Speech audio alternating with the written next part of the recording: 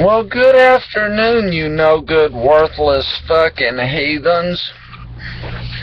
I know that I dropped in and spent a moment or two with you this morning, but I know just how wonderful you all think that I am, and I figured, well, hey, I might as well give them a little more joy today, even though they're unworthy bastards and heathens and no good, worthless human beings. You no good, heathen, non-believing, blaspheme atheist. I'm going to prove that the Holy Goddamn Spirit is true in a minute.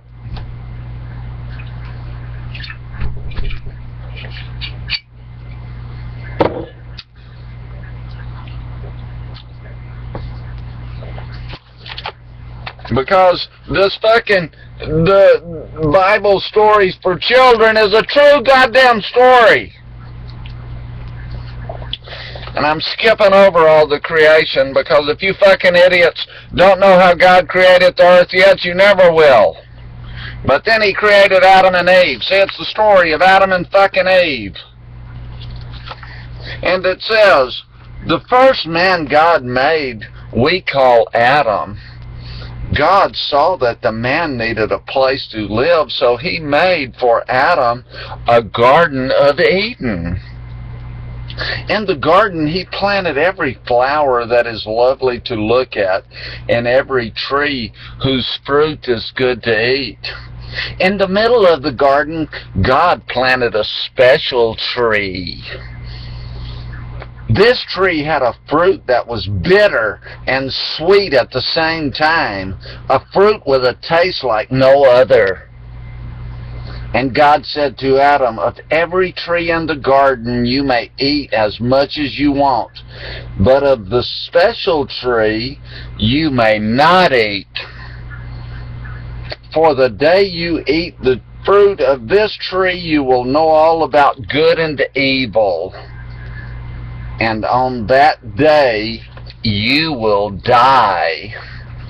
So Adam did as God told him. He lived peacefully in the Garden of Eden, taking care of the trees and eating their fruit. But he had no other living creature to help him. Then God looked at Adam and saw that he was lonely.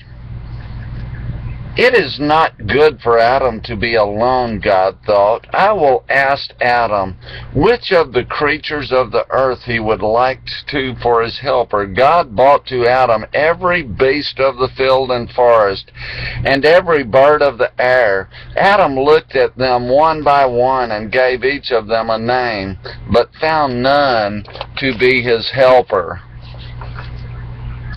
Then God thought, I will make a woman, and this bitch will fuck everything up. For this man.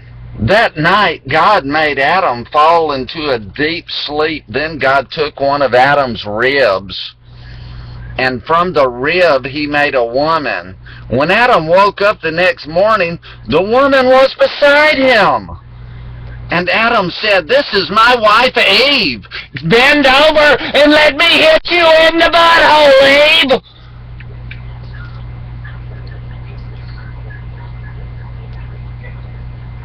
Together Adam and Eve lived in the garden. The days were sunny and the nights warm, so they wore no clothing. When they were hungry, Adam and Eve walked among the trees of Eden, picking the fruits that looked ripe and sweet. But the fruit of one tree they did not touch. Adam warned Eve about this tree, just as God had warned Adam, and Eve did as she was told. Now in the garden there lived a serpent, a jealous beast. The happier Adam and Eve became, the more jealous the serpent felt. One afternoon the serpent found Eve alone near the middle of the garden where the tree with the forbidden fruit grew. You must be hungry, the serpent said. Why not try this tree? Its fruit looks very sweet to me. God says we may not We may take fruit from all the trees of the garden, but this one, Eve answered, on the day we eat the fruit of this tree, God says we will die.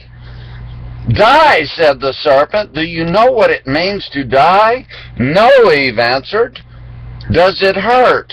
God made you, said the serpent slyly. Why would he want to hurt you? Surely you will not die. Then the serpent saw Eve's confusion and grew bolder. Listen to me. God knows that if you eat the fruit of this tree, your eyes will be open, and you will be like him. Then you, too, will know about good and evil, and you will be as wise and powerful as God himself. Eve remembered everything that Adam had told her about the fruit and remembered God's warning not to taste it. But the serpent's words also seemed to make sense, and she could see with her own eyes that the forbidden fruit looked as ripe and sweet as any in the garden. Quickly she plucked the fruit from the tree and ate some of it, and when Adam came looking for her, she gave him some, and he tasted it too. And so both Adam and Eve ate the fruit, while the serpent watched them. When they had finished, Adam and Eve stared at each other. Suddenly they felt cold and afraid, and covered their bodies with leaves. The moral of the goddamn story is it was the female's fault for every goddamn bad thing that happens to us. Didn't you see it in the goddamn Bible stories for children? It must be true.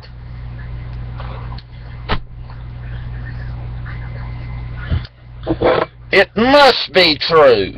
It's in the fucking Bible stories for children book. You know they wouldn't lie to children.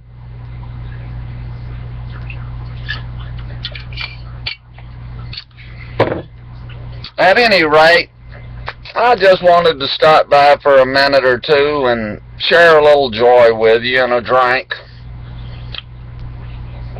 Because whether it's the Bible or whether it's Bible stories for children, you gotta be drinking to read that stupid goddamn shit. But you women don't forget, according to the fucking Bible, it was your fault, the downfall of mankind. Be chilly and just don't freeze.